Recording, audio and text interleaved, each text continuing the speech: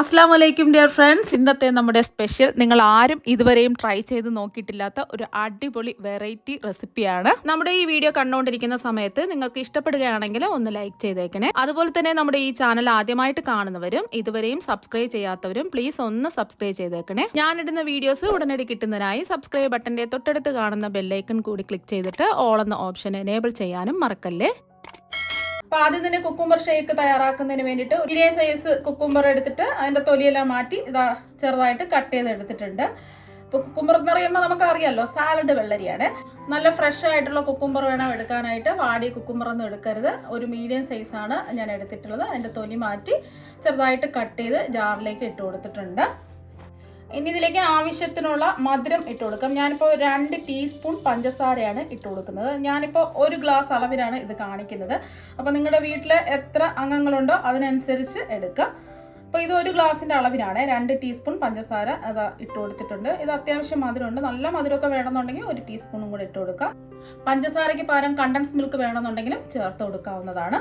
അപ്പോൾ ഉണ്ടെങ്കിൽ ചേർത്ത് കൊടുക്കുക, ഇല്ലെങ്കിൽ പഞ്ചസാര മാത്രം ചേർത്ത് കൊടുത്താൽ മതി.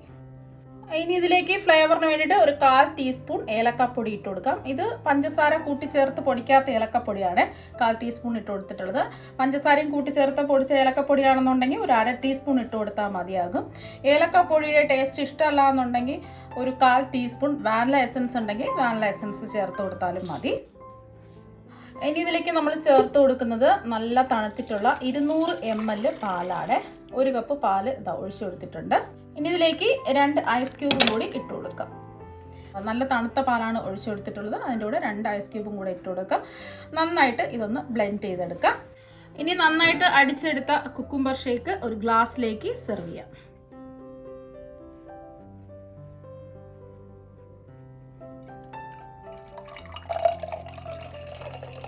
ഇതൊന്ന് ഡെക്കറേറ്റ് ചെയ്യാം. ഞാനിപ്പോൾ ബദാം വെച്ച് ഡെക്കറേറ്റ് ചെയ്യണേ.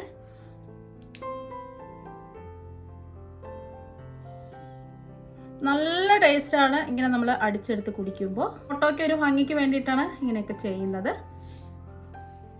ഒരു കുക്കുംബറിൻ്റെ ഒരു പീസും കൂടി വെച്ച് കൊടുക്കാം. വളരെ പെട്ടെന്ന് റെഡിയാക്കി എടുക്കാൻ പറ്റുന്ന കുക്കുംബർ ഷേക്ക് ഇവിടെ റെഡി ആയിട്ടുണ്ട്. നല്ല ടേസ്റ്റാണ് കുടിക്കാൻ വേണ്ടിയിട്ട്. ഇപ്പോൾ കണ്ടില്ലേ എത്ര പെട്ടെന്നാണ് കുക്കുംബർ വെച്ചിട്ടുള്ള മിൽക്ക് ഷേക്ക് റെഡിയാക്കി എടുത്തിട്ടുള്ളത്. കുട്ടികൾക്കും മുതിർന്നവർക്കും എല്ലാവർക്കും ഇതിൻ്റെ ടേസ്റ്റ് ഒരുപാട് ഇഷ്ടമാകും.